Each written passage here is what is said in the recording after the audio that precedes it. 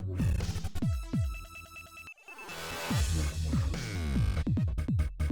and join us.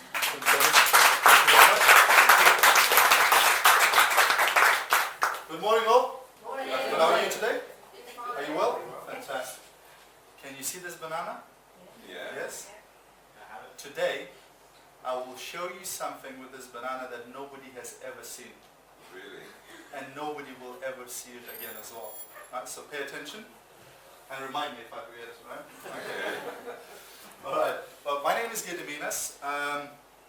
I came to this country about 10 years ago and I studied psychology, and I used to work as a teaching assistant in a school with autistic children. Unfortunately, it didn't pay very well.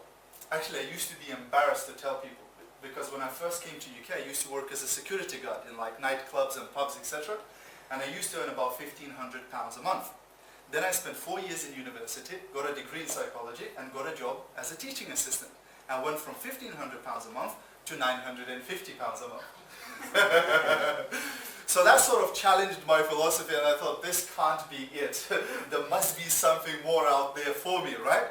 And that's when FM came in our life. That's when Rita came home with a DVD.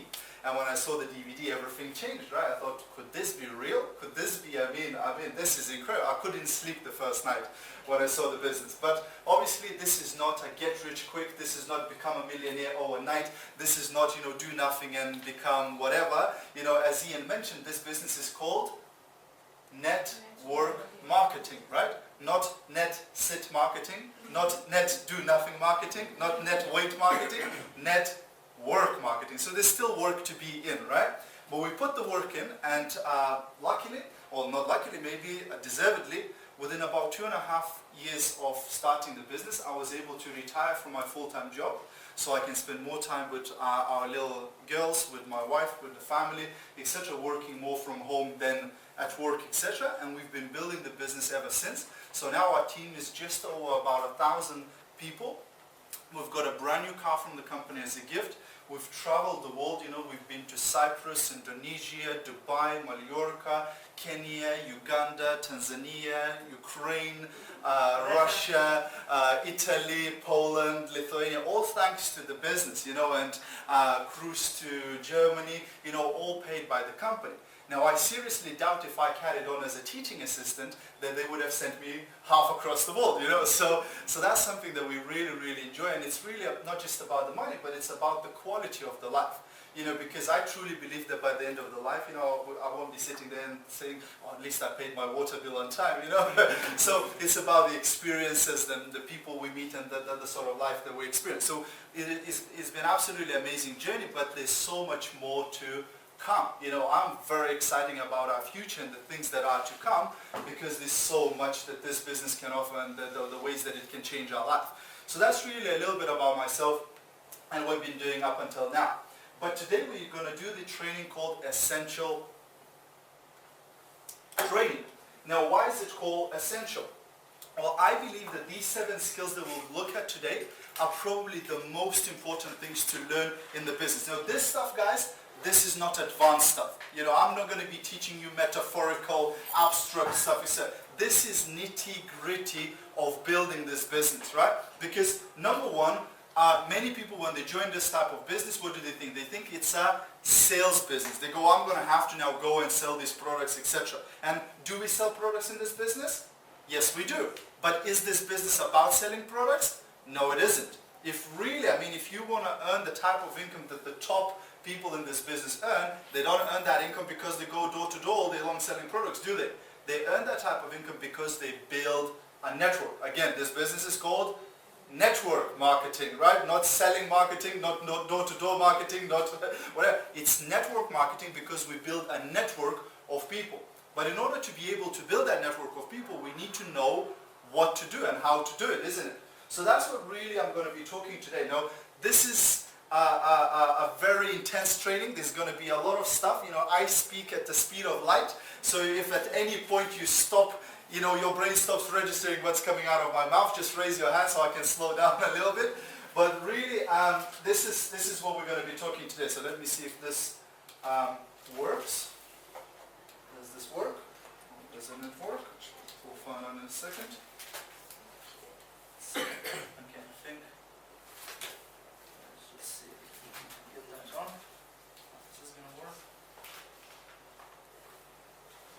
Yes. Let's see. Cool. It does work. So what are the 7 skills? What are the things we need to learn in this business? Well, I believe these 7 skills are probably the most important. Now, is it all that we need to learn in this business? Absolutely not. You know, in this business, can we or can we not make £100,000 a year? Can we make £100,000 a year? This is yes, by the way, this is no. Yes. We can, yeah? Right? Now, who else makes £100,000 a year in UK? What sort of professions? Celebrities, doctors, lawyers, right? I mean, let's take a doctor as an example. So a doctor can make £100,000 a year, right? But before he can make £100,000 a year, he has to spend about 9 years in medical school, isn't it? Before he can make that type of money. So he has to put some learning time, isn't it? Before he can earn that type of income. But a lot of people come to our business, they sign a registration form and they think that they just became a PhD in network marketing, right?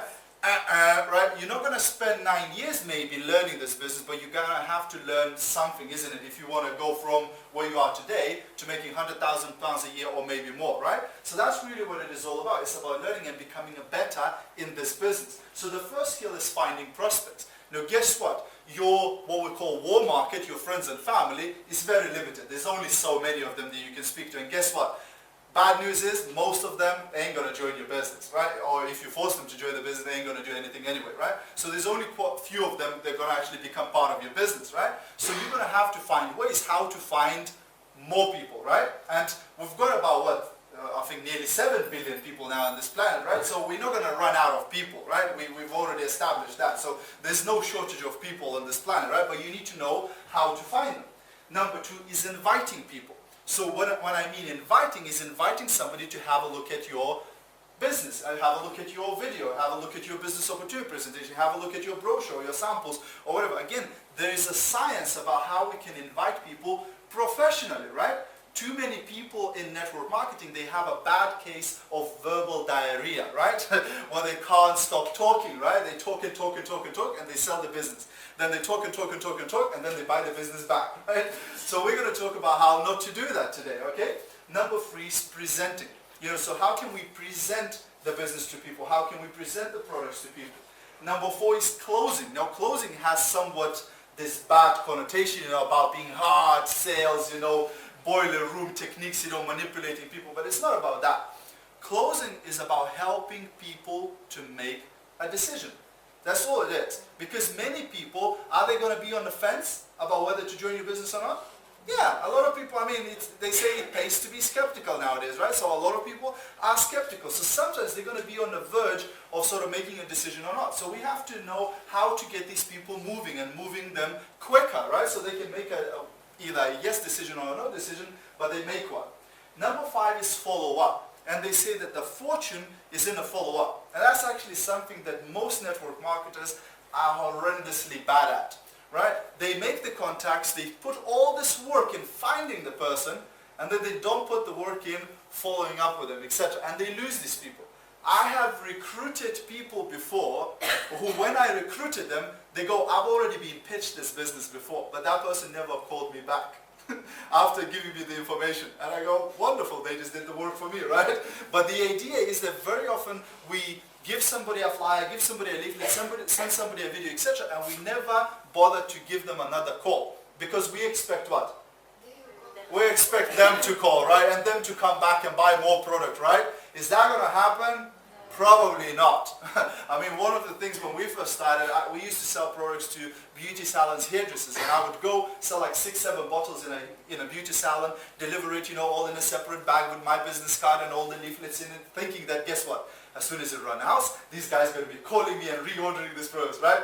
3 months pass, nobody calls me, and I'm thinking, is this, you know, maybe they didn't like the product, maybe it was, you know, Rita goes in the same beauty salon, they go, oh, thank God you're here, we need some perfume, right? I mean, every one of them had our number and they could have called, etc. But people are lazy. People don't like to think. So very often you're going to have to make it very easy for them and digest it for them. So this way you make it as easy as possible for them to become part of your business. Number 6 is getting people started. Now when the person starts in the business, that's when they are most fragile. You know, those of you who've been around now for a year, 2 years, 3 years, or 4 years, you are rock solid. You know, those of you who know me, you know what sort of animal do I like?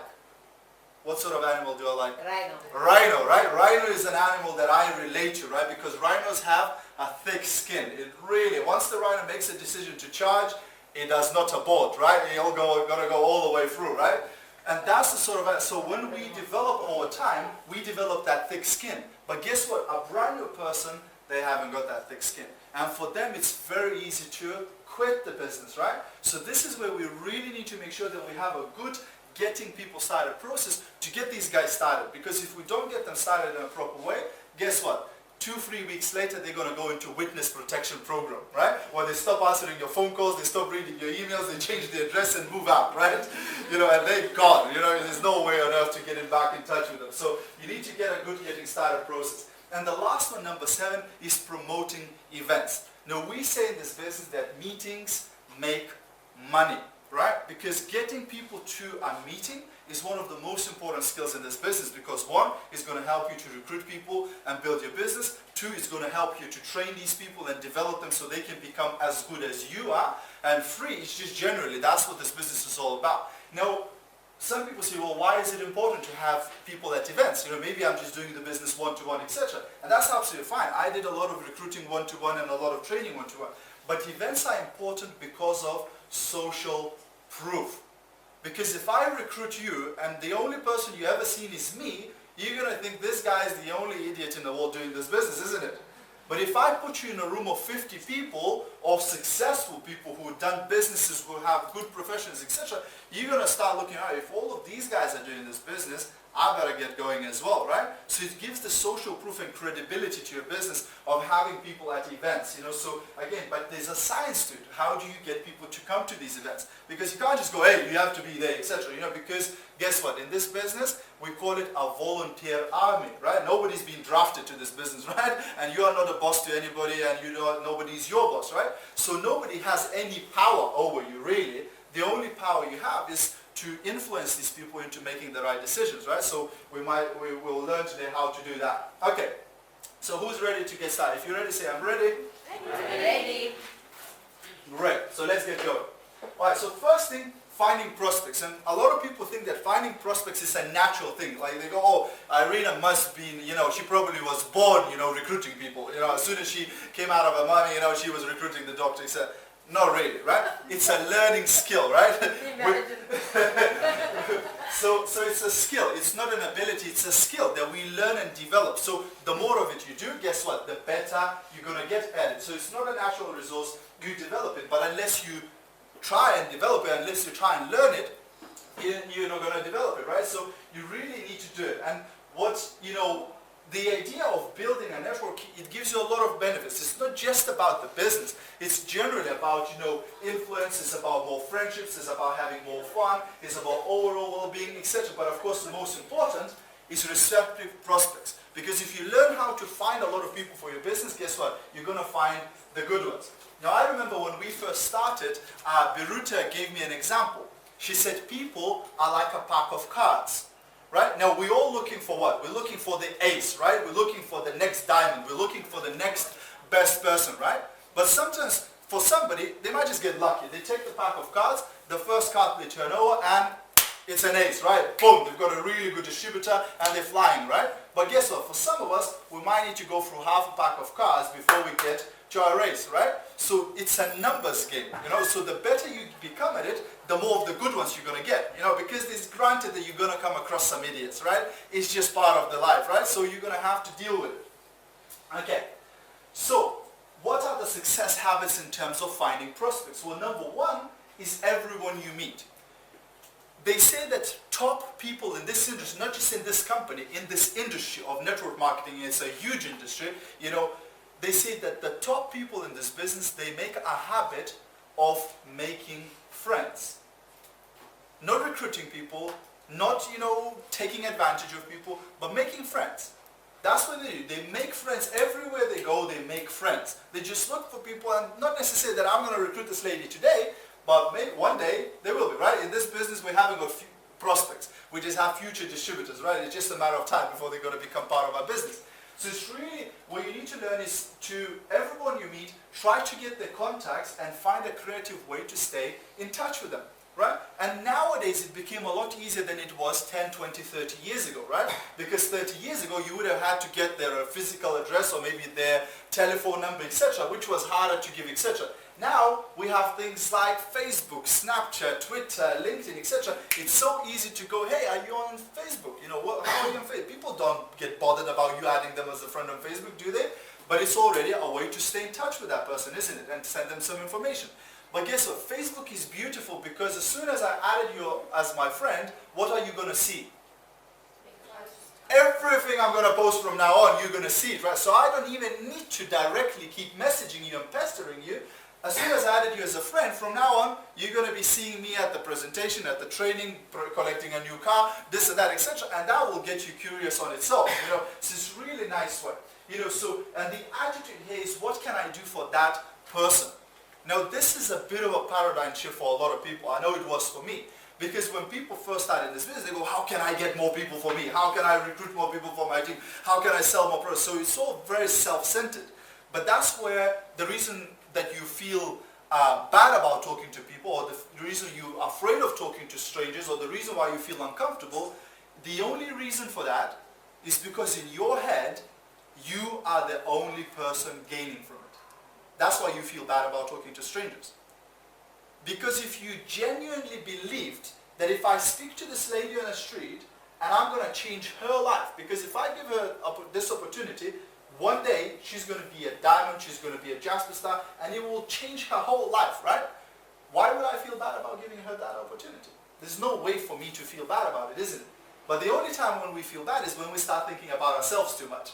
So stop thinking about yourself and start thinking about other people. What could I do to this people? Could I genuinely help this guy? Could I genuinely help this lady? Etc.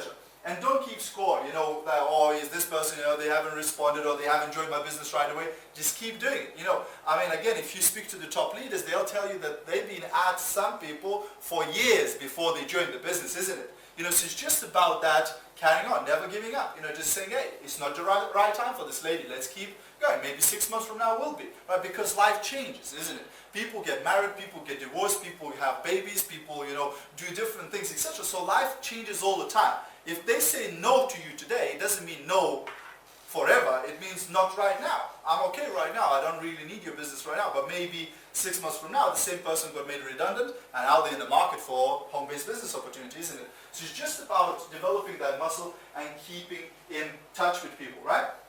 So first thing, if you're a brand new person, your prospecting starts with one, making a list. So you need to make a list of all of your contacts, right? Because this is going to be your first pool of people. Now some people go, I don't want to speak to my friends and family, I'd rather speak to strangers. And I go, well, that's strange, since for somebody to join your business, 3 things have to happen. They have to know you, they have to trust you, and they have to like you. So those people who you already know, your family, friends, work colleagues, church colleagues, etc., your circle, they already know you, trust you, and like you, hopefully. So this way it's going to be easier to recruit that person than a complete stranger off the street, isn't it? And over time you're going to develop a skill how to make people to know you, trust you, and like you quite quickly, right? And that's how you're going to start recruiting strangers. So first thing is making a list. You know, so if you get a brand new person in your business, the first thing you should ask them to do is say, hey, you need to sit down and make a list. Now those of you who attend today, you're going to get a resource. You're going to get a resource from me called the Memory Jogger. Now if you, it's a big file, but if you print it out and give it to a brand new, or even do it yourself, literally go through it, it will jog your memory. That's why it's called Memory Jogger. So basically it talks about, it gives you different categories of people, and it helps you to think, oh, I didn't think of that person, because you know people. I meet people in this business who are brand new, and they go, I don't know anybody. I go, really? Let's have a look on your Facebook, you know, 700 friends, right? I mean, you know people, it's just you haven't thought of it really deeply. So sitting down and writing that list helps people to start thinking, oh, actually this guy might be really interested, and this lady, she's been doing similar businesses like this.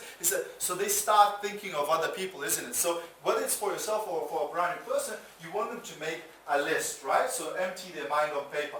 Then we have what we call second degree of separation. So I don't know if you heard of a theory of 6 degrees of separation, where basically anybody in this planet, they're about 6 people away from you. So you know somebody who knows somebody who knows somebody who knows Barack Obama, who knows the Pope, who knows whatever, right? You're about 6 people away from pretty much anybody on this planet. So we're not going to go 6 degrees, but second degree, who do your friends know? Because sometimes people go, well, that guy is not good for my business, whatever. But sometimes you don't know who that person knows. I always say to people, look at people as a window. Who does this person can take you to, right? Because sometimes that person might not be an ideal prospect for a business, but they know somebody who's really influential in the community. They know somebody who's done very well in different types of businesses, etc. So sometimes, again, it's work, it's network. So you need to sit down and think about those things, but most people never did.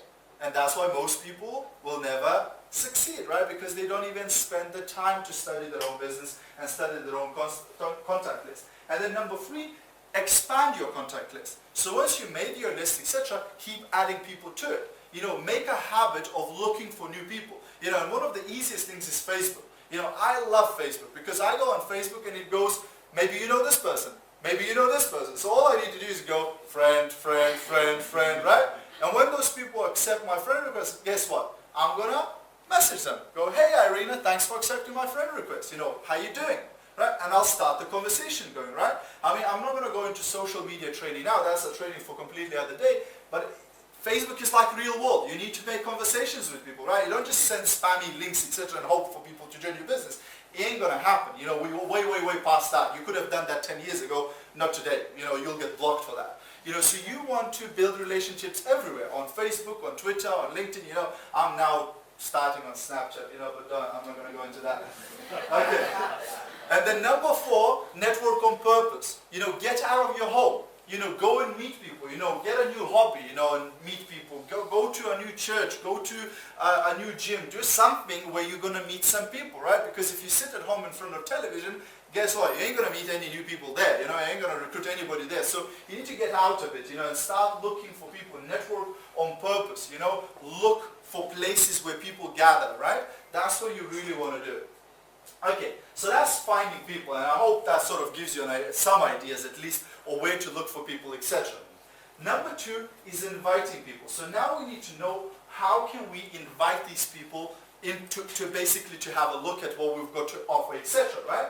So again, this is what we call a gateway skill, because inviting people is a gateway into recruiting them, right? Because if you can't invite properly, are they going to join your business? Not really, right? You're going to get them scared, right? They're going to run away from you. They're going to start wearing garlic around their neck, to just get rid of you, right? So you need to make sure that you invite them in the right professional way, right? So again, they say professionals build relationships. It's not just about right away. It's not about recruiting the person there and then sometimes. Sometimes you have to build a bit of a relationship. You have to build trust and transfer belief. Like sales, a lot of people are scared. As soon as you say sales, they go, sales, etc. Nobody wants to be a salesperson. They did a statistic where they said about 7 out of 10 people are afraid of dying. And then they did another statistic where they found that 9 out of 10 people are afraid of selling, which would mean that 2 out of 10 people would rather die than sell, right? So what I mean by that is that people, when they hear sales, they're scared. But actually, I believe that sales is nothing more than a transfer of feeling. If I can make you feel the way I feel about this product, you're going to buy it. If I can make you feel the way I feel about this business, you're going to join my business, isn't it? So it's all about transferring that feeling and transferring that emotion to people, right? And that's what, inviting people is all about. Sometimes I've seen people do a perfect presentation, but because they have no emotion or they have no belief, they struggle to recruit people. And then I've seen other people who talk complete nonsense and you can't even understand half the things they say, but people are joining them because they go, I don't know what she's talking about, but I'm joining. She's super excited about this thing, I want to go where she's going, right? So it's just sometimes about that feeling and about the emotion. That's why momentum is extremely important, and in the next month's training, I'll talk about momentum, right? But it's really, really important. Okay, so you're going to be inviting people to one of the 2 things. You're either going to be inviting them to an event, or you're going to be inviting them to have a look at a tool. So when I say event, what do I mean by that? Well, event might be face-to-face presentation in a coffee shop. It may be a larger sort of business opportunity meeting locally. It might be a national conference. It might be a webinar or whatever. So it's some sort of event where they have to attend there and then at that particular time, right?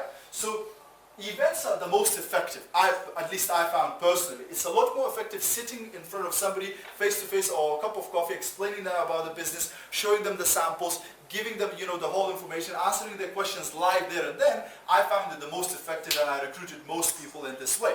But that's not the only way, right? Because this is very time consuming. I mean, meeting people face-to-face, it takes time, etc. So you can't really do a limited amount of it, right? But it builds trust, it gives that social proof, it gives this excitement, and it gives sometimes this urgency. Because if you come there all pumped up and excited, the person goes, I want to join now because this thing looks like it's growing, right? But of course the downside is sometimes it's difficult to schedule, especially if people are far away from you. People don't show sometimes to meetings. Actually, they don't show a lot to meetings, right? And this is actually one of the most discouraging things. If you're going to do one thing for your brand new distributor, is tell them that most people you're going to invite, they're not going to come. If you do that, you're going to save that person from quitting this business. We call it vaccination. It's like, you get a vaccination before you go to another country, etc., so you don't get the disease, right? Same thing here. If you don't want them to quit, tell them that a lot of people are not going to show, a lot of people are not going to respond, etc. Because if they believe that every person I invite to presentation will come, guess what? They're going to get discouraged really, really fast. And actually, most people quit the business because of that. Because they go, well, I've been invited, I've been doing this activity, but I'm not getting any results, etc. But they expected it to be easy, right? Is this business easy? No. It's simple, where you don't need to be a rocket scientist, you don't have to have 5 degrees to do this business and become successful in it, but it's not going to be easy. If it was easy, everybody would be making £40,000 a month, right? But they don't, right? Because it isn't easy, right? So that's something to tell a brand new person right away. The second thing you'll be inviting people is to a tool.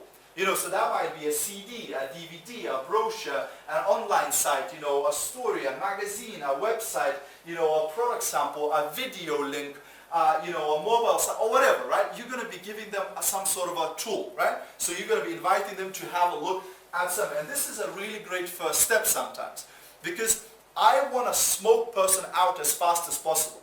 So I'm not going to go now sit in a car, drive up to Glasgow to see if this person is interested in doing my business, am I? Right? Because that's just too much waste, right? So first thing, I might send them a video to say, have a look at the video, give me your feedback. Once they had a look at that, then I can determine how excited they are about the business. Now I might go and meet them personally and drive somewhere, etc., right? So it's a good first step very often, right? Okay. Also, it's the power of third party. A couple of days ago I put a video out saying you can't be the message. You should be the messenger, right? So you should be using some sort of a tool, either a video or a PowerPoint slide or, a brochure or your sponsor, somebody, right? You need to be putting a person in front of something instead of in front of yourself. The reason being is because if you become the deal, if you like super fantastic and you present very well and you levitate over the coffee table and all of that, it's great, and the person will go, this is amazing, right? But I could never do what he does. I could never do what she does. And that's going to kill your business because it ain't going to grow. If people don't believe that they can do what you do, then it's game over. It's not duplicated. So that's why I always say, it's not what works that matters, it's what duplicates. If you can do something that anybody else in your team can do, perfect. Because if you can do something that nobody else can do, it's not great because it's not going to grow your business, right? So really, really important to get people, in front of something. Use some sort of a tool. I personally prefer video. Video I find the best tool. From the very beginning when I first started in this business, I always show people a video. I sit them down and show them the business opportunity video. They see the video, then I go, what did you like the best? And then they'll tell me what they like the best, and then we can take it from there. I can answer questions, etc. But a video is a great tool, both face-to-face and also when sending people over Facebook and things like that. So it's a really, really, really good way. Okay, so there's 8 steps to professional inviting people, right? So there's some science behind it, right?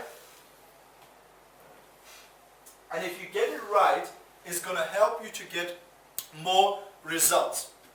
Alright, it's going to get you for more people to turn up to your meetings, for more people to look at the information you send, okay? And that's really what we want to do. The only thing we can improve, we can't change the business, can we? No. Can we change the presentation? Not really, most of the time, right? Can we change people? Not really. The only thing we can change is statistics, is ratios. So if you show this business to 100 people and you get 10 people to look at it, if you could change the ratio and get 20 people to look at it out of the 100, would that be beneficial? Absolutely, right? So it's all about that. So this stuff, sometimes people go, but that's like, it's difficult, or it's like a lot of stuff, except. But the reason for that is to make it more solid. It's to make it more effective, right? Because that's what we want you to become, is to become more effective in this business. So there's 8 steps. Number 1 is be in a hurry, right? So you need to be in a hurry, and we'll go through those and we'll explain why, right? Number 2 is you need to compliment the prospect, right? So get good at complimenting people. Get good at seeing good things around you. Most people are programmed to look for problems, to look for difficulties, right? You'll need to change that. You'll need to develop a skill of looking for good things. If somebody does a good service to you, if somebody gives you a nice service, you'll need to learn how to compliment them, right? You might not be good at that. Number 3 is make the invitation. Number 4 is if I would you, which is the most important sentence in the whole of network marketing. If you just take one thing away from today, if I would you, that will make you loads of money if you put it into practice, right? I use this sentence every single day, 10 times a day. If I sent you a video, would you look at it? If I invited you to a meeting, would you look? If I gave you this thing, would you take? I mean, it's great. I mean, it does wonderful. And then there's 3 confirmations. So you have confirmation number 1, confirmation number 2, and confirmation number 3. And then step number 8 is really, really important as well. Stop talking, right? Some people don't know that, right? They just carry on. They just keep talking and talking and talking and talking, and they put people off, right? So the secret of this business, I was following some people who are extremely successful. One of the guys is called Robert Hollis. He made over $40 million in network marketing, so fairly successful, right? And he says that the secret of this business is to speak to as many people as possible, as fast as possible, and to say as less as possible. We very often do the complete opposite. We grab the person and we're going to talk to them, right? We're going to talk this business into them, right? And that's sometimes not the best strategy. Okay, so number 1 is be in a hurry. Why is that? Because if you are in a hurry, it's psychologically, people will ask you less questions. They will give you less resistance because you're busy, because you're in a hurry. And it also creates what? It creates excitement, right? If you're rushing around and go, hey, Amina, I'm glad I caught you. I only have a few minutes, but it really was important for me to speak to you. Guess what that creates? They go, oh my gosh, what is happening with this guy? What is happening with this lady, right? They are onto something, isn't it, right? Because if you found about something really exciting, you wouldn't call somebody and go, hello, how are you, right? I mean, some people do like that about the business, and they go, hey, that's not very exciting, right? I wouldn't get excited about it if you called me like that, right? So that's why it's really important to be quick, right? So I don't have a lot of time to talk, but it was really important that I get to you. Now, don't worry about the scripts. Again, I'm going to give you another resource where you're going to have all of these scripts written down. So you can print them out, practice them with somebody, and you can go and apply them in the real world, right? So you're going to get a copy of those. I have a million things going on, but I'm glad I caught you, right? Or I'm running out of the door, but I needed to talk to you real quick, right? So it creates that urgency, right? Or for example, if we meet somebody in a coffee shop or on a bus stop or whatever, now isn't the time to get into this. I have to go, but I wanted to show you something, etc., right? Too many people start doing the 2-hour business opportunity presentation in the bus stop, right? Or at the restaurant, right? Or whatever. And that really doesn't come across as very professional sometimes, isn't it? They go, what sort of business is this if you're doing a presentation in a hand car wash, right? There's something not right here, right? So it's about booking an appointment and then presenting the business professionally later, right? So focus on the concept, not the exact word. The idea is you are in a rush, right? You're in a hurry. The second step is compliment the prospect. Now, who likes to be complimented? Everybody, right? I haven't met a person in my life where I would say, hey, I love your dress today, and they would go, oh, what do you want from me, right? Everybody likes to be complimented, right? They go, oh, thank you very much, because most people, they spend time to put that tie on, to put those shoes on, to do whatever, right? So if you compliment it, they go, oh, that's very nice. Or service. Really great thing, even better than appearance, is to compliment something that they did. So if somebody gives you extremely good service at a restaurant or at a shop or whatever, you know, you go, hey, you know, you are really sharp, you know, you really gave me a fantastic service, you know, I've never gotten a service like that. People will like that because they're trying hard, they're working hard for that, right? So this way, and it gives you an opportunity later to go into what you want to say, right? So, you know, for people that you already know, you might go something like, hey, you know, you've been really, really successful already in past businesses, etc. I wanted you to see something, whatever, right? So this way we're giving them a compliment, but we're also leading them into having, oh, by the way, you're going to get a copy of these slides too. Okay, so, you know, you've always been so supportive of me, and I appreciate it so much. You know, or you have an amazing mind for business and can see things that other people can't see. Now guess what, if I say, Lucy, you have an amazing mind for business and you can see things other people can't see, what about you? She's going to go, oh, yeah, of course I am, right? And now I'm going to go, I need you to have a look at my business. Is she going to go, no. She'll go, yeah, sure, I'm going to have a look, right? It's just about, again, it's a bit of, it's not tricking people or whatever, but it's about making them feel good about themselves, right? Because there's too many people pushing you down every single day. So sometimes when you lift a person up, they go, well, I like that person, I don't know why, but I like them already, right? Because you're just being positive, you're just being encouraging to that person, right?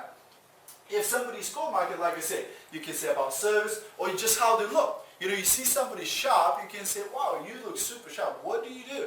You know, that person will go, well, I'm a lawyer, whatever. It doesn't really matter, right? Now, again, that's getting a bit off the topic, but sometimes people are scared of talking to people who look successful. They go, oh, this business is for poor people, right? Who can't afford anything. I should show them this business so they can make some extra income, right? Is that right? Not really. I mean, if I recruit some, you know, a Billy No-Mates who know nobody, are they going to become successful really fast in this business? No, because they haven't got even nobody to recruit, right? But if I recruit somebody who's, I don't know, a lawyer, and they've got a, you know, they're super influential in their local community, could they build this business really fast? Absolutely.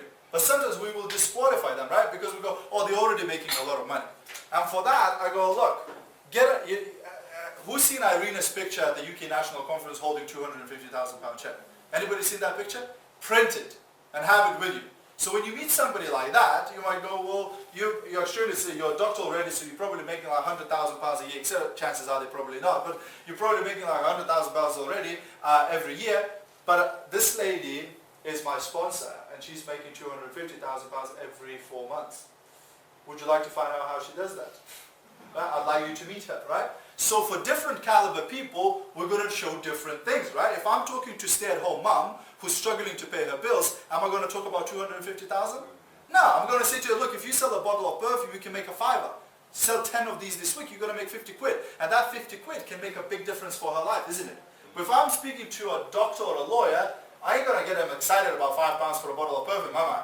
So I'm going to have to change strategy, change gears. So show them something that they will get excited about, right? So it's just about showing different things to different people. Okay, back to what we're talking about. So number 3 is make the invitation. And again, there are different ways of inviting people. So there is direct approach, there is indirect approach, and there is super indirect approach.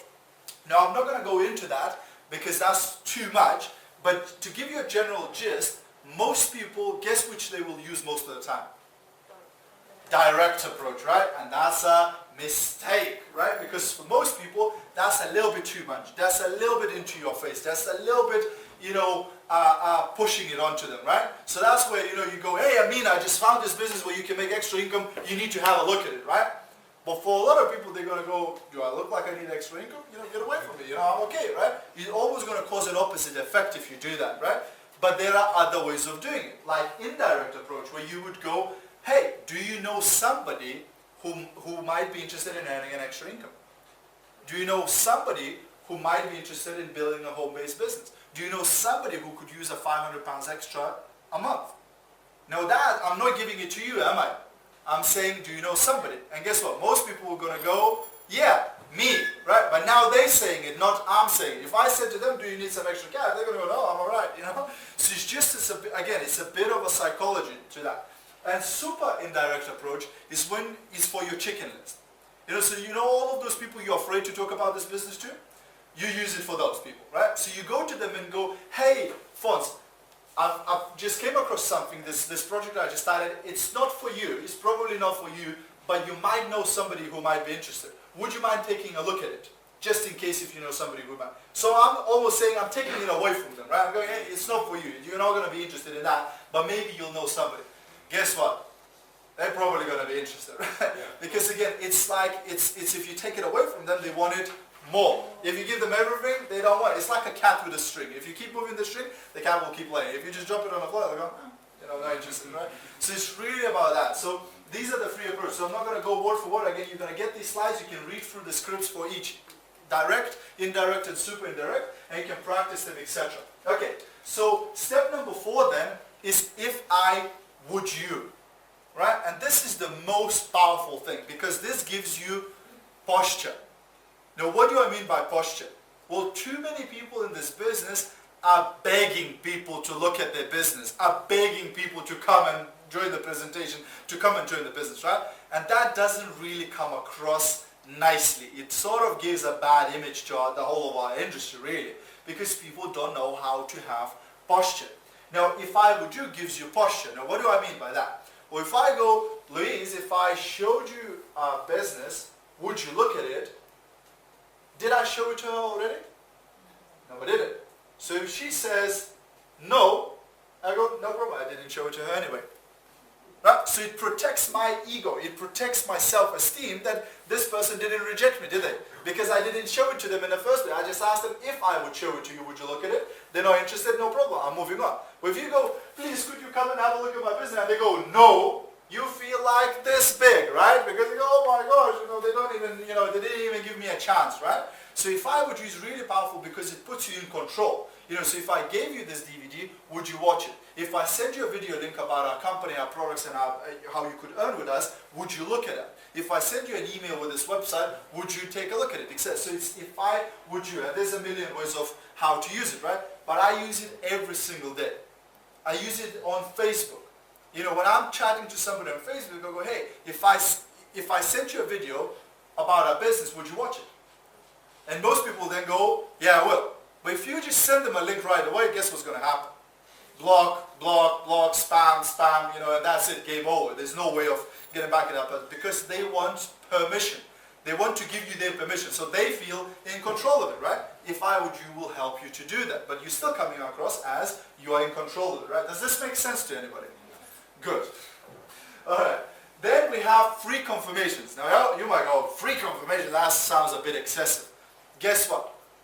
If I go, hey Luda, if I gave you this DVD, would you watch it? And she says yes, is she really intends to watch that DVD? We don't know. No. She's intending to put that DVD in a cupboard under the sink and never look at it again in her lifetime, right? And that's what she does most of the time, right? However, I'm going to use the confirmation to force her now to watch it. Right? So first thing, I'll say, well, when do you think you're going to watch this DVD for sure? So I said, if I gave it to you, Liz, would you look at it? She goes, yes. But I'm not giving it to her yet. She's going, no, not yet. Right? When do you think you're going to watch it for sure?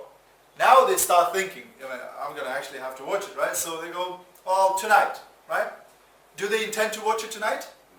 No, they just said it to take the DVD off you and to leave, right? That's what we're going to catch them on confirmation number 2, right? So we're going to go, great. So if I called you tomorrow then, you would have watched it by then, yeah? Now she's going, crap, I'm going to have to watch it, right? Because he's going to call me tomorrow, right, to check on me, right? So now they're either going to say yes or they will adjust. So they might, oh, actually, I might not be able to watch it tonight, but if you give me until, Monday, I'm going to watch it for sure by then. So I go, no problem. So if I call you on Tuesday, you will watch it for sure by then. Yeah, no problem, right? So that's confirmation number 2. And then confirmation number 3, I'll go, so what's the best time to call you on Wednesday? Well, call me on my lunch time at 2 o'clock. Cool, I'll call you at 2 o'clock on Tuesday and we'll speak about the DVD you watched, okay? Now, do you think that would increase the chance of her watching that DVD at all? Yeah. From just going, hey, here's the DVD, right? A lot, right? And I've used this and I'm using it on social media. I'm using it when I'm calling my leads, etc. I go, hey, I can send you a video. When do you think you'll watch it for sure? Oh, tonight. I go, okay, so I'll call you tomorrow and we can have a chat about it, yeah? Oh, actually, and they will adjust. They'll go, oh, actually, give me 2 days. I go, no problem. So I'll call you at 2 o'clock on that day. Now, guess what you're becoming when you do this? What are you becoming? What sort of person you're becoming? You're becoming a professional. When you call a dentist to book an appointment, do they just go, well, come anytime over the next 2 weeks? Do they say that? No, they're going to go, you can have an appointment at 1:30 on Tuesday 2 weeks from now, right? Because they are professional at what they do. But we, for some reason, don't tend to do that, right? We waste a lot of time then chasing people and waiting for people, etc. But if you book like this, then guess what? Now they know you're going to call them at 2 o'clock. And when I call them, if they don't pick up, I'll go, hey Irina, this is Gediminas. I sent you a video. We had a call scheduled at 2 o'clock today. Give me a call back at your earliest convenience. Boom. I'm going to call her 2 more times after that. If she doesn't respond, I'm going to use another call. And the last time I'm going to call her, I'm going to go, this is the 3rd time I called you, Irina. I left you 2 voicemails. You haven't responded. I'm taking you off my prospect list. I'm assuming that you're not interested. I'm not going to call you again about this business opportunity. Bye. Right? And that's what they're going to call me back. Because people don't want to lose stuff, right? But that's, again, another training. Alright, so it's really about building. Now, can you use this for business opportunity presentation, not just for a DVD? Yes. Yeah. You can go, hey, Fons, if I invited you to this invitation-only business opportunity presentation, we only got a limited amount of seats, would you come? He goes, yes. I go, great. The meeting is on Saturday at 6 o'clock. You know, are you available? He's going to say yes or no. If he says yes, cool. The meeting is going to be at the Ramada Hotel in Milton Keynes. Do you know where that is? That's my confirmation number 2, right? She goes, yeah, I think I know. If not, I'll text him the address, whatever. Then I'll go into confirmation number 3. I'm going to go, great. I'm going to be there at 5:45. If you come a few minutes early, I'll be at the reception waiting for you. I'll be wearing a blue suit, right? If he hasn't seen me before or whatever, right? That's confirmation number 3. Now, in his mind now, I'm planting this thing, right? Where he can virtually see me standing there at the reception. So if anything, I'm going to make him feel guilty for not turning up on that night, right? Seeing me standing there, pouring, waiting for him to come, right? So it's all about confirming it, right? And this booking appointments like that can make your conversion to go from 5% to 80%. That's from 5 people that you invited out of 100 turning up to a business opportunity presentation to 80 people out of 100 that you invited turning up to your business opportunity presentation. Do you think that would do any difference for your business? Absolutely. But guess what you need to do? You need to use it. You need to practice it. You need to, the first few times you use it, guess what? You're going to muddle it up. It's okay. Just keep practicing until you get it good, until you get it your second nature. But there's one more step left. Do you know what's the last step? Shut up. Right? Stop talking, right? Hang up the phone or stop talking, say I have to go now, right? Right? So don't keep talking after that because now you're leaving them on the peak. They're interested, they're curious, they can't wait to find out what it is all about, so stop talking. If you're sending them a DVD or the video, don't now start explaining the business because it's going to do that in the video, right? You're just muddling the whole thing up, right? So stick to it. Okay, so that was skill number 2. Skill number 3 is presenting. And presenting is a really, really, really important skill because guess what? Again, in this business, we're going to do a lot of it, right? Presenting the product, presenting the business, presenting the training, presenting at the conference, and a lot of, different ways of presenting, right? So, probably the most important part of presenting, and this is something you might want to take some notes on, is telling your story. Now, you might be surprised, but your story is probably going to be more important than the actual business opportunity presentation you're going to show. Especially to people who know you already. To strangers, maybe not so much, but also important. But to your warm market, to your friends, family, and work colleagues, this is going to be the most important thing. Because those people, they're thinking, why are you in this business? Especially if you had a good job before, if you had another business before, etc. They're thinking, why on earth is this lady would now consider doing something like that? Because network marketing generally doesn't come across as a prestigious profession, does it? Right? So people will be thinking about that. So your story will going to have 4 things in it. 1 is your background. So what did you do before you got into this business, right? So what did I say today at the beginning of my presentation? I was a teaching assistant, right? Well, some of you were listening, right? Then number 2, you're going to have to tell them the things you didn't like about it, right? So what did I say? What did I not like about my job? I didn't get paid very well, right? Right? So this is what I didn't like. Number 3 is how your company came to the rescue. So how did you find out about this business? How did you come across? You know, or my sister-in-law came, or my wife came, or my husband came, right? Now, because guess what? You're approaching them in a coffee shop. You're approaching them somewhere, and they're thinking, is that how people get involved in business? I mean, in a coffee shop? But when you're telling your story that my sister came and told me about this, oh, that's a normal way of getting into this business. And when you just get approached by people, whatever, right? And it is like that, isn't it? And then number 3, your results so far, or how you feel about the future, right? Right? You get it? You with me so far? Now, out of those 4 parts, out of your background, things you didn't like about your background, how your company came to the rescue, and how you feel about the future, out of those 4 things, which one do you think is the most important?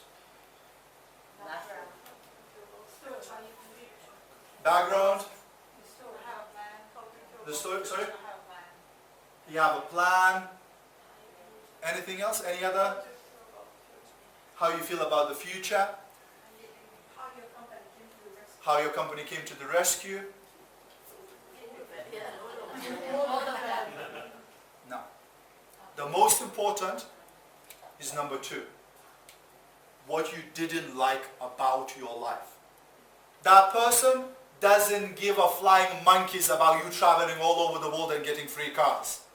That person doesn't care how you feel about your future, etc. It's great, but they don't care. That's what most people do. They approach a new person and go, hey, look, I'm making this much money. Oh, look, I got a brand new car. They don't care about it because they can't relate to that. They're thinking, yeah, so what? You know, good for you then, right? Most people are pitching the benefits of the business, and it puts people up because they go, yeah, whatever, you know, I mean, lucky you, right? But what they can relate to is the stuff you hate about your life. So when you say to them how bad your life was, they go, I can feel that, right? Because what people do all day long out there in the real world, they talk about bad stuff. They complain how bad things are, isn't it? So when you level with them, you go, look, I was being paid very, very little. I wasn't happy about it. People will go, I feel for you. I'm not being paid enough in my job, right? They will be able to relate to you, right? And that's the most important part to emphasize on, right? So that's the most important part. So it's really what you focus on. When you're talking to somebody, you go, and whatever your thing is, it might not be the money. You might be saying, well, but, you know, I had a good job, but I didn't see my kids growing up. I couldn't spend time with my family. Or I had a good job, but, you know, I had to work 90 hours a week, and my boss was, you know, really bad for me, you know, and whatever. You choose whatever. It has to be real. It has to be your story, right? You don't just make this stuff up. You need to find something you didn't like. Because why are you here? You're not here because you were super happy in your current job, are you?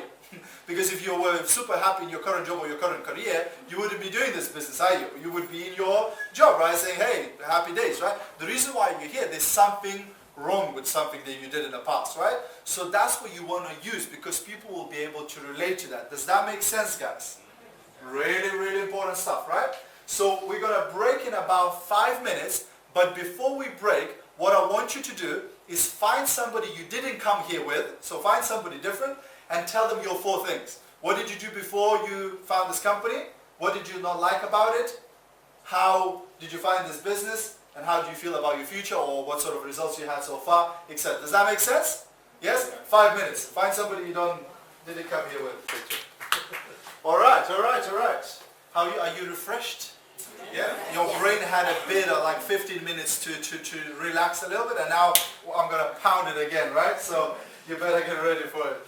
Okay, so that was presented, right? So your story is the most important thing because that's the only thing you're going to have to say from the top of your head. For everything else, what are you going to be using?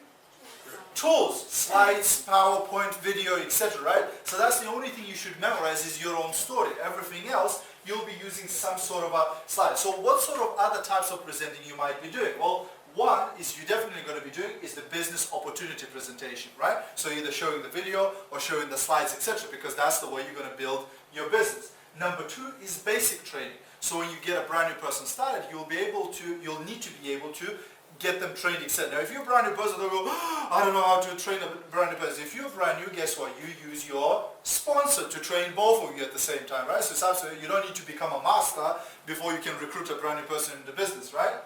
Number 4 is inspirational training. You know, so some of the training sometimes we do, it's not really nitty-gritty sort of the skills-based stuff, where we sometimes just do stuff to inspire you, to motivate you, to recharge your batteries, right? Because this business is also very emotionally draining business, right? Because as you keep presenting to other people, as you keep showing stuff to other people, you're almost discharging these emotions, right? So over time, your batteries start running a bit low. So that's when you need to recharge sometimes and go to some trainings or events where you're just going to get recharged with your batteries, etc. So Paul has a picture of one of those events after I've been really recharged over the weekend in Poland, and me sleeping on some bags in the airport, right? So sometimes you some of you know what I'm talking about. Okay, and number 5 is keynote speeches. So when you get pretty good at presenting, you might be invited to a whole company event, you know, when we run the national conference, and to present to the, you know, a couple hundred people, 4, 5, 6, 700 people, etc. You know, a keynote speech where you will share something with those people, etc. But don't worry, you're not going to do that your first week in business. You know, that's a little bit further down the line. Okay, cool. So that's presenting. Now, skill number 4 is follow up, and we say the fortune is in the follow up because it's really about keeping in touch with people. That initial contact is great because if you manage not to scare them away, etc., and get them curious, is brilliant. And almost we call talking to people, like when you talking to people on the street, etc., we call it piquing people's interest. That's all you're doing. You're just piquing their interest to where go, yeah, how does that work? Or yeah, I'd like to find out more about it. That's all you're doing when you're making the initial contact. And then it starts exposure to exposure. So you might send them a video.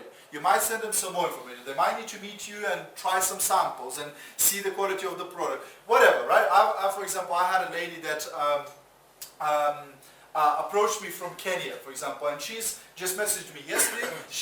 We've been talking about the business, I sent her the information, etc. And she's like a professional makeup artist. So she goes, well, next step, before I make a decision to join the business, I want to go and try and sample the product. So I said, no problem. You know, you need to go to the office in Nairobi where you'll be able to sample the products and now make a decision whether these products are good enough for you to work. You get what I'm saying? So they might need more exposure than just one and join your business right away, right? So it really depends on the person, etc. But most people, guess what? They show people the business once or twice and they quit. They stop showing them it because they go, oh, I don't want to be pestering them, I don't want to be annoying them or whatever. But you're only annoying if you're doing the same thing. So if I just went, oh please, please join the business, please, that's just going to annoy her, right? Because that's not adding any more value, right? And they say that grown-up adults don't change their mind. It's only kids that change their mind.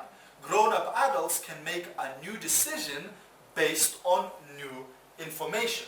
So if I sent her a business opportunity presentation and she didn't join, if I send it again and again, it's not going to change anything, isn't it? Because she made a decision on that information. So now I need to think outside the box. I need to go, okay, I need to take her maybe into the distributor center.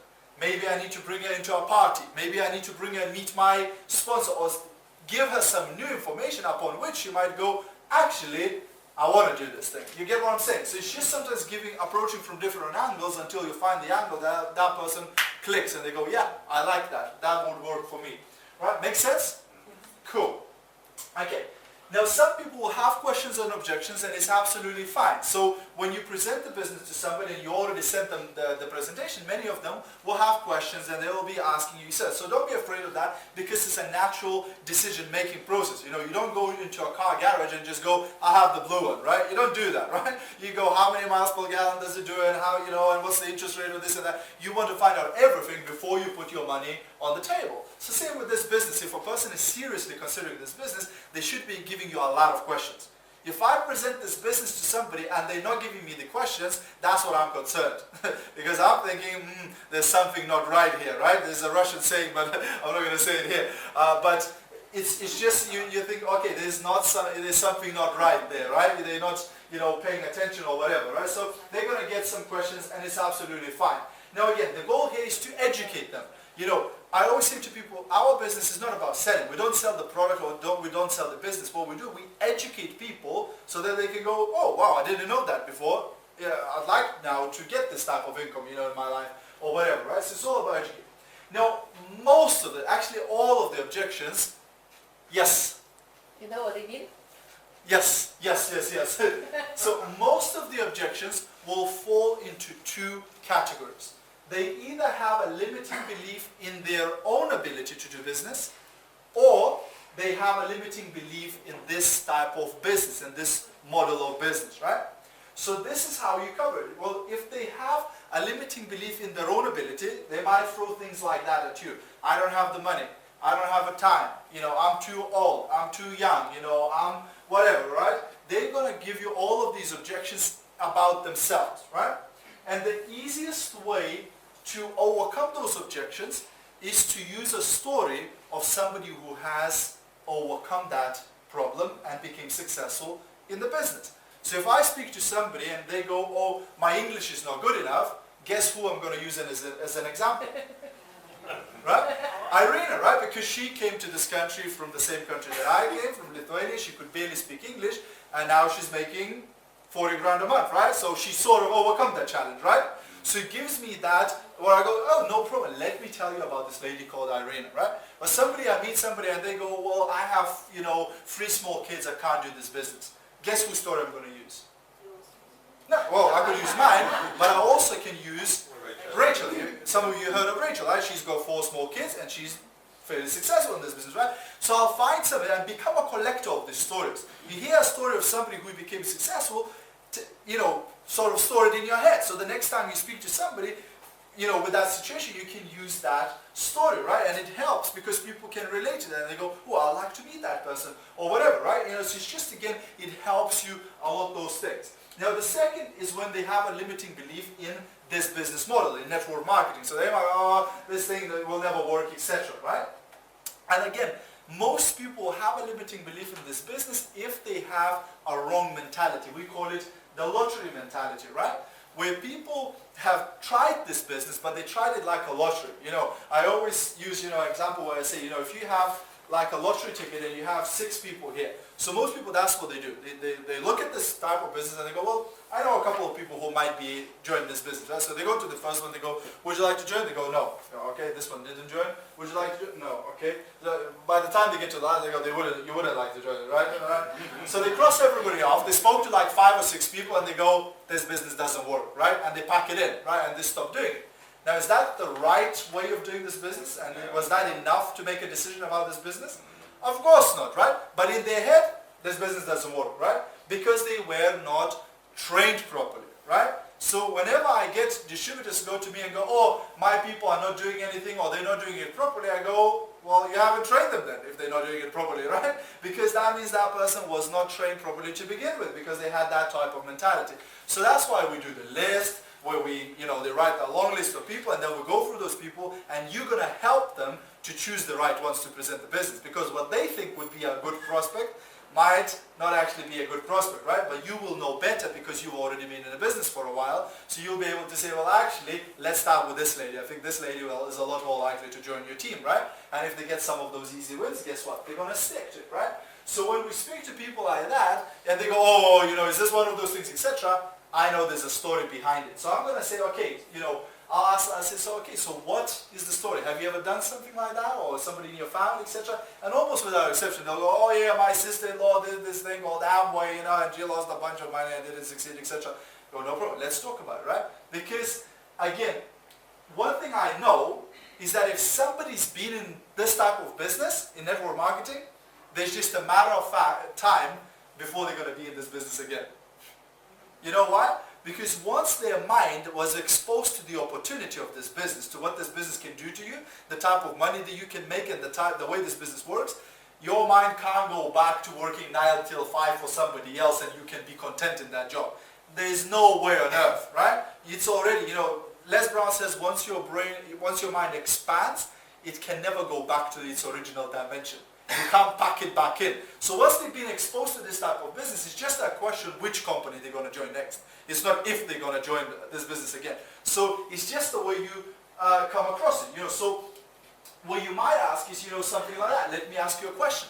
If you did find a company that, you know, had the right intentions, had a good quality product at a really good price, the right leadership and the right people and the right mentality, would you give this business another go?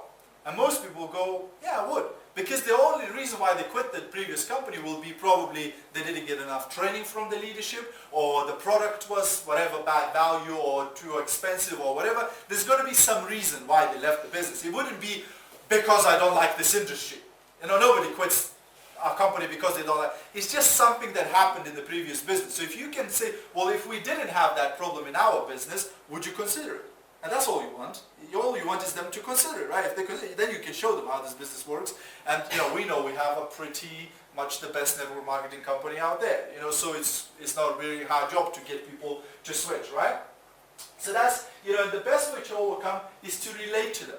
You know, one of the best things I like using is the feel, felt, found, right? So instead of arguing with the person, because a lot of salespeople win a lot of arguments and lose a lot of sales, because even if you won the argument, they're still not going to buy. They're still not going to join, right? So you don't want to argue with them. You want to relate to them. So if Amina say, I don't have enough time. Oh, I don't have enough time. Amina, I know how you feel. I felt exactly the same way the first time I saw this business. I thought, well, I have enough time because I had a full-time job. But what I found, that you can do this business part-time. You can do it in evenings, you know, weekends, etc. You can do it even, you know, as little as you want and build it gradually, slowly, right? What did I just do here? Did I argue with her? Did I call her, oh, you stupid, you don't understand anything in this business, you don't need a lot of time, right? Did I do any of that? No. I related to that, and she goes, well, this guy gets what I'm saying, right? Now, Fons, say, I don't know anybody. I don't know anyone. Fons, I know how you feel. I felt exactly the same way, right? I thought, you know, I'm a foreigner, you know, I came here a couple of years ago, I don't even know anybody, right? But what I found, that you really don't need to know a lot of people to do this business. Actually, most of my leaders today, I didn't know them before I started this business. And is that true? It is true. You know, I didn't know most of these guys, right? And they are now in my business, right? But did I argue with him? No, I related to them. And he goes, I get it, right? So it's a really nice way. Feel, felt, found. Very easy way to relate to people. Okay. Skill number 5 is closing, right? So closing is basically helping people to make a decision, right? So some people will be sort of on the fence, etc., and we need them to make a decision, right? So at some point you're going to have to ask certain questions. And for example, once we did the presentation, once you finish the presentation, what would you ask the person? Can somebody tell me what would you ask the person? Not you, Arina. Yeah? What did you like? Good. What did you like about it, right? Not, most people ask what? What you think of it. What you think of it. You don't want to ask that question because that invites critic. They will gonna start looking for problems, right? You say, what did you like the best about it, right? So you show them the business, you go, what did you like the best about it? And they'll go, well, the money, or the product, or helping people, or whatever. Now you know whereabouts is this person, and you're gonna work them on this level of understanding, right? The next one, you'll say, well, on a scale of 1 to 10, how ready are you to join the business? Right? And they're going to give you a number. 1, 2, 3, 4, 5. Or 1, hopefully they're not going to tell you 1, because if it's 1, it's sort of almost game over, right? But if they tell you 5 or 6 or whatever, now you're making progress, right? So they say to you 5. You go, great. Ian, so you're now on 5. What do I need to do to take you from 5 to 10, where you'll be ready to join the business? And he'll tell me, oh, I need to try the product to become it, or I need to check the credit history of this company, or I need to meet, you know, the owner, or I need to meet your sponsor, or whatever. He's going to tell me what I need to do to recruit him, right? How easy is that? No guesswork anymore, right? You don't need to go, oh, you know, let me go and rub this crystal ball to determine what I need to do with this prospect next, right? You know, you just ask them, right? What do I need to do to take you from that to that? And they'll tell you, oh, I need some time, no problem, you know, whatever, right? They're going to tell you, right? But if they say, okay, you know, I'm pretty ready, then you're going to ask some questions. First, you're going to ask them about money. So, based on what you've just seen, you know, doing this part-time, etc., how much money would you need to make per month for this to be worth your while, right? And you need to get a number out of it. You know, 100, 500, 1,000, how much money would you need to make for this to be worth your while, right? And they're going to give you a number. Don't suggest a number, ask them and get them to give you a number, right? Once they're giving you a number, then you're going to ask them about the time. So how many hours per week would you have available to do this? Right? How many hours a week would you be able to put into this business? Right? 5 5 hours a week, 10 hours a week, 20 hours a week, 40 hours a week. What can they put into this business? And number 3, you're going to ask them how long, how many months. So how many months would you be prepared to do 10 hours a week to develop that £1,000 a month extra income, right? Because are they going to get it right away the first month? No. No, right? Irene is making pretty decent money right now, but how much did you make in your first month? £29 and 20p. Right? So it wasn't £40,000 on month 1, right? So they're going to have to start somewhere, and they have to understand it. Again, a lot of people go, oh, you know, I just came back from Tanzania. They go, a lot of people have, you know, here understanding that it's a get rich quick. I go, well, the reason why they have it is because you haven't educated them, right? You haven't told them that they're not going to be making next month, right? So we need to tell them that, right? Well, if you take them through this process, this way it allows you to determine, right? Now, guess what? If I speak to somebody and they go, I want to earn £2,000 part-time, I'm prepared to put 1 hour a week, and I'm prepared to put 3 months in. Is it realistic? No. No. And if I tell them that it's not realistic, will they respect me more or less? More, right? Because most people will go, no problem, just sign here, there's a supplicant, you'll make millions, just go, right? Right? But what's going to happen? 3 months later, they're going to quit because they go, you told me I'm going to be making all of these millions and I'm not, right? So you want to keep it real with them, right? So if I were you, if I could show you how to make that type of income by putting this many hours a week over the course of the next 6 months, 12 months or whatever, would you be ready to get started, right? Now we're in business, right? Now the person is going, yeah, I would be ready to get started. Okay, let's get cracking, right? But now they told you how much time they're going to be putting in. So if I'm, 3 weeks later, that person is not putting anything, right? I'm going to go, hey, you said you're going to be doing 20 hours a week. I haven't seen you doing anything last week. So what's happening, right? I'm now in a business relationship with them. We're no longer in a hobby relationship, right? We're no longer a social club here, right? We've got a working relationship. You promised me you're going to do this, and I'll help you to get to that type of income, right? It changes the whole concept. Okay, skill number 6 is getting people started. So how do we get this brand new person started in the business? How do we get them going in the business, etc.? So first thing that is very important is to validate their decision. Have you ever heard of a thing called buyer's remorse? Yeah, when people buy stuff and then they return it next day because they go, oh, I shouldn't have bought that, right? Now the same thing is happening in your business. When people join your business, very often they're going to be like, did I make the right decision here? Should I have done this? Or maybe this was a mistake or whatever, right? They're going to be a bit panicking. So you want to reassure them that, look, you made the right decision. One of the things I always do when I present the business, we talk about what? That our company is in 40 countries around the world. We've got more than 700,000 business partners, and we're doing over 150 million pounds of business every year. So I go, Amina, we are not here to determine whether our business works because we're already in 40 countries with 700,000 people. We're also not here to determine whether our product sells because we're already selling about 150 million pounds of it every year, right? We are here to determine whether this business will work for you, right? Does that put me in a bit different posture, right? Yeah. Then from people go, oh, I'm not sure if this would work. I go, look, I'm not asking you if this will work. We already know it works, right? We're here to determine if it will work for you. But when you tell them those numbers, they go, okay, all of these people can't be crazy. I don't know, I was like that. When I looked at that video first time I watched that presentation, I remember it said, I think it was 500,000 people at that time. And I went, well, more than 500,000 people can't be all crazy. There must be something going on in this company that all of these people joining, right? I need to get a piece of that action, right? Okay. Number 2 in getting people started is set their expectations. Hey, this is not going to be a bed of roses, right? This is going to be net work marketing, right? We're going to have to put in some work if we want to get to that money, right? So you set their expectations right. Guess what? A lot of people that you're going to show this to, they're going to say no to you. And it's okay. It's part of the business, right? Because are we in a convincing business? No.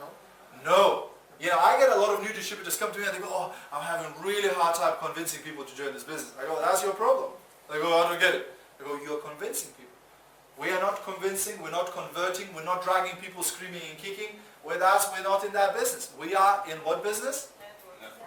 Yeah, in our sorting business, right? We sort through people, right? So to find the good ones, we need to sort through a lot of people, different ones, right? So what we do, we go, hey, are you interested? No, no problem, next. Interested? No. Interested? Come with me, I'll show you how to do it, right? That's all we do, we sort through people. But if you prepare them that most people you will approach say no to you, but it's okay. You're only looking for the ones who say Yes. yes, who are looking, who are interested, right? Now you prepare them, you gave them the vaccination, no problem. They get out there and somebody goes, oh, this business doesn't work. You go, oh, Gediminas told me you're going to say that. It's all right, don't worry about it. Next, right? So we teach, we say, some will, some won't, so what? Next, right? Some will, some won't, so what? Next, right? You just keep moving on, right? Okay.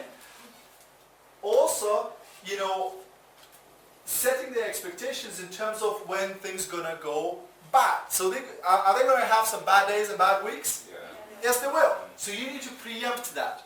So you go, hey, Franz, you want to make that type of money, you're going to put in that much money, time, etc. into it, but there might be a moment when you're going to start not doing things you were supposed to do. Do I have your permission to pick you up on that? If I see that you're not getting where you want to get, Yeah. right? When you are down, do I have a permission to talk to you? Yeah. Now he's giving me because he's happy now, he's joining the business, he's excited, right? He gives me this permission. So 3 months later when I call him, I go, hey, Franz, you said you're going to do this and that, etc., and you're now not doing it. I have to tell you, if you keep doing it, you're not going to get to the results you want. Now he can't really do, oh, well, you can't tell me that because he's giving me the permission, right? So it's a working relationship, So, and how do I know you're down? You're not on the calls, you're not coming to meetings, I have to call you, you're not calling me. Do you want me to remind you why you got started, or do you want me to let you go then? And almost without exception, they'll say, I want you to remind me, I want you to pick me up, right? Great, I'm glad you said that, right? Now we're in a different relationship with him. Okay, number 3 is getting started checklist. So you need to have some sort of a getting started process. The easiest thing is what? 10-day incentive. Right? A brand new person starts, they need to know about the 10-day incentive, that they can buy some products with a really good value, make some extra profits on those, etc. First training, first meeting, things like that, right? So getting people started is really important. And also using the why. Here's why you should start with this kit. Here's why you should come to the presentation. Here's why you should do this, etc. Don't just tell people to do stuff because are you their boss? Yeah. No, right? So don't just tell them why. You go, look, you need to be at that training because the Jaspers are going to be there. You're going to meet him, etc. You need to really be there. Now I've given them the reason to go to that, right? Or you need to get this kit because you're going to have all the samples in here. If you get this one, people ask you for this burger, you go, oh, I don't have that one. They ask you for that one, you go, oh, I don't have that one either. So that's why I recommend you to get the full one. But if you just go, oh, buy the big one, they're going to think, well, she's probably making some money off me by buying the big kit, right? But are you making any money from the sample kit? No, right? But they don't know that. So give them a reason why you're telling them to do certain things, right? This way they'll go, okay, I get it. Because I'm like that. My teachers used to hate me because I would question them on everything. They tell me to do something, I go, why do I need to do that? That sounds like a pointless exercise, right? So I always was like that, and that's why I try to treat people the same way. I go, hey, this is why you need to do that, because that's going to help you, It's not for me, it's for you, and this way they get it then. Okay, fast start game plan. You want them to get some easy wins, quick, right? So you want them to get a distributor. You want them to reach the 3%. You want them to, sell some products, etc. Because this will show them that it works, right? If they hit the 3%, guess what? That's the most important percent. Because once they get free, they can hit anything, right? Now it's like, oh, this works, right? I just did it, right? And how hard is it to reach 3%? Not hard, right? Just replace your toilet cleaners and bathroom cleaners and you're 3%, right? I mean, it's pretty darn easy, right? It's 80 quid away, So it's really quick. But if they do that, and make sure you recognize them on it. Too many people go, well, when she reaches 21%, then I'm going to recognize her, right? Well, guess what? People, when do you get attention in your normal job from your boss? When do you get attention? When you do something wrong, right? Come, we need to talk. It's bad news, right?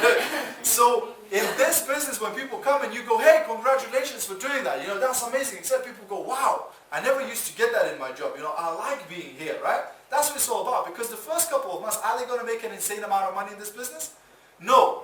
Most people will stick to this business because of the relationships they build, because of the friends, because of the recognition, because of the feeling that they get from this, right? And they see that, okay, one day I will be making the money too, right? Does that make sense? Yeah. Cool. Okay, give them specific assignments. Write your contact list and get back to me. Book your first party and get back to me. Do this and get back to me. Get your first 10 days incentive and get back to me, etc. So this way, you're giving them some tasks to do. And the whole idea of this getting started process is to get them over the line and get them to stay over the line. Now you might go, what sort of line? Well, this is the line. Now on one side of the line, it's harder to stay. On the other side of the line, it's harder to quit the business, right? Now when the brand new person starts, which side of the line do you think they're at?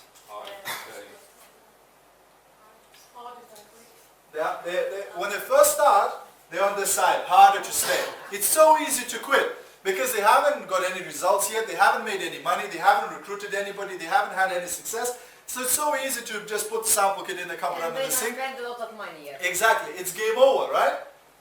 But how can we push them over the line? Well, by all of those things.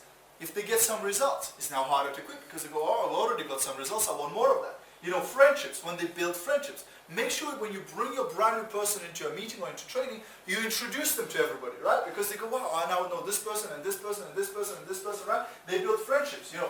Other benefits like personal development. I mean, the amount of personal development we get in this business is insane, right? I mean, and it's free. You know, you'd pay thousands out there, you know, for Tony Robbins seminars and Brian Tracy's and Jim Rohn's, etc. Here in network marketing, you get all of that for free. A lot of people like that. You know, rank advancement. Once they get the 3% and 6% and 9%, now they go, well, I'm already halfway there. I don't want to quit. You know, I'm already nearly there. You know, I want to keep going, right? They don't want to stop. You know, being recognized, being appreciated, being included, you know, and telling the world. You know, brand new person, when they start in your team, tell them, look, go on Facebook, go on Instagram, go on Twitter, and announce for the whole world that you started the business. If they do that, now it's harder to quit a week later, isn't it? Because they already told everybody they did the business, right? So get them to commit into it, right? It's what we call a forcing system. When you tell somebody else that you're going to do something, now you sort of have to do it. Because if you didn't tell, you know, who's the easiest person to let down? Yourself, right? You've been doing it all of your life, right? So it's not that hard. But to let down somebody else is a bit harder, right? So that's why you want them to commit. Okay, are you still alive? Yeah. Right? Good. So the last skill, number 7, right? And you're going to see about the banana soon. The last skill, number 7, is promoting events, right? So it's promoting events. And like we say, meetings make money, right? So you're going to have different events like one-to-one, two-on-one, small groups, in-home, local events, regional, destination, etc. And all of those events are important, but you need to learn how to get people to come to those events. So destination events are probably the most powerful because they sort of get you out of your day-to-day activities and into something where you can immerse yourself, right? So like a conference in London, you might go there, spend the whole day, and this way you get a lot of, you get a lot out of it than just an hour or so in a meeting, etc. You know, so those are quite great, right? But again, we need to learn how to promote. And the first thing, we lead by example, right? If you are not in the meeting, do you think your team member is going to be in the meeting? No chance on earth. You know, do as I say, not as I do, doesn't work in this business. People will do what you do, right? So if they don't see you doing it, they ain't going to do it either, right? So lead by example. You know, one of the things is tickets. You know, if you're really committed, if you really want to succeed in the business, guess what? You need to get tickets in advance. You know, the next Sunday school we have is on the 4th of July, right? In the next Sunday school, I'm going to be doing a training on how to recruit 20 people in 30 days. How to have a massive shift in your business, right? We're going to have other people doing trainings. We're going to have a perfume party training, I think. Or product party. We're going to have different other trainings. We're going to have, you know, how to reach diamond in 13 months, etc. But guess what? It's not only you need to be in that next training, your whole team needs to be in that meeting, right? So we figured out, we thought, okay, we need to get more people. So when we had the last national conference, guess what? How many tickets did you buy, Rita? So 50 tickets, right? So a ticket was about, what, £10 each, right? So Rita went ahead and spent £500 to buy 50 tickets. Now guess what? What she's going to have to do now?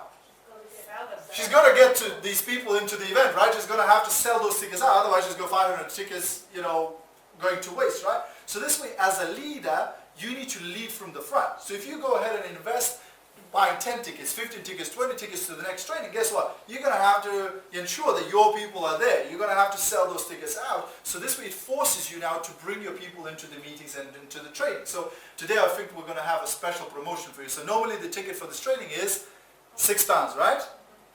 We're going to have a promotion. If you buy tickets for the next month's training, If you buy 5, they are 5 quid each. If you buy 10, they are 4 quid each. If you buy 15, they are 3 quid each. Right? So up to you. You can leave and then buy them £6 each, or you can get some tickets today, and lead from the front. Right? But it's all about that. It's about pushing yourself to get it done, right? To get it successful, to push your business forward, right? Does this make sense? Cool. And things like, people will give you all the excuses, like children. People go, oh, I can't do this because of my children, right? Guess what? I remember we ran a presentation in Luton.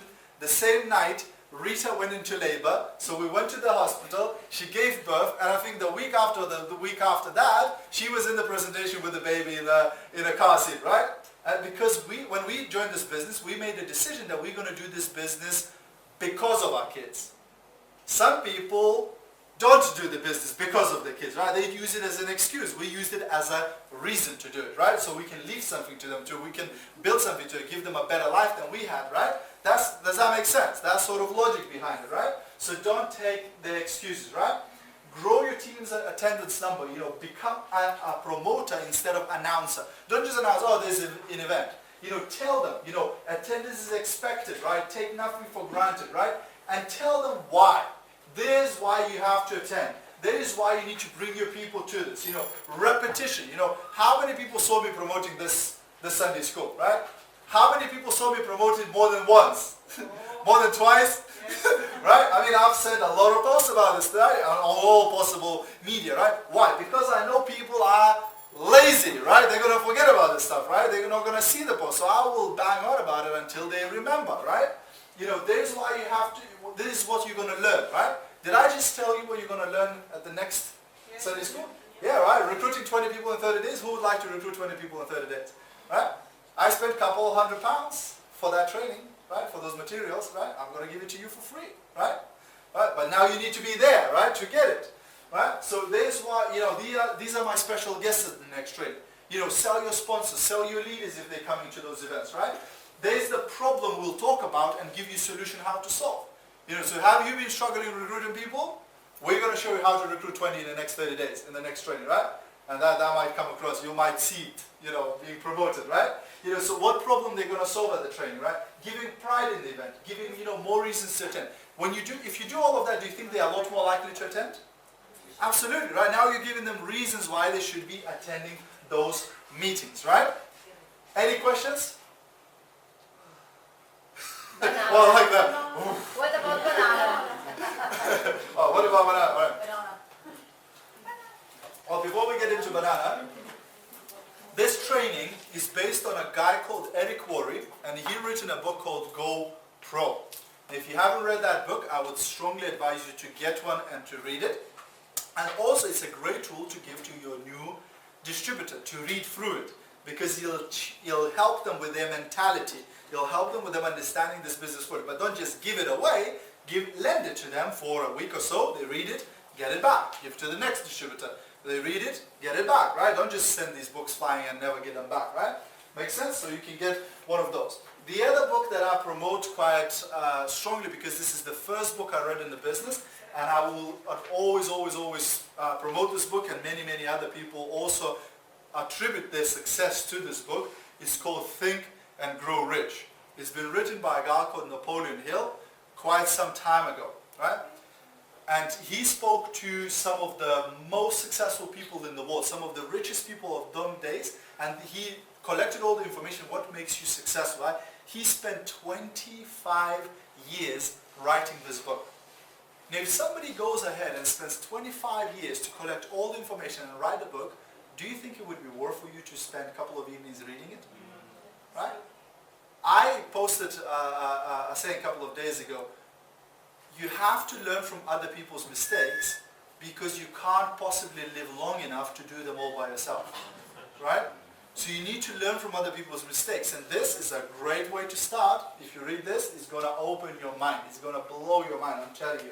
So, and it's been written like 100 years ago, so there's no even copyright. So you can go online, just put Think and Grow Rich, and you can download a free PDF. So it doesn't even cost you. You don't even have that excuse that you have to buy it, right? You can get it for free and download it onto your phone or your tablet and just read it for free, right? So it doesn't even cost anything for you. All right.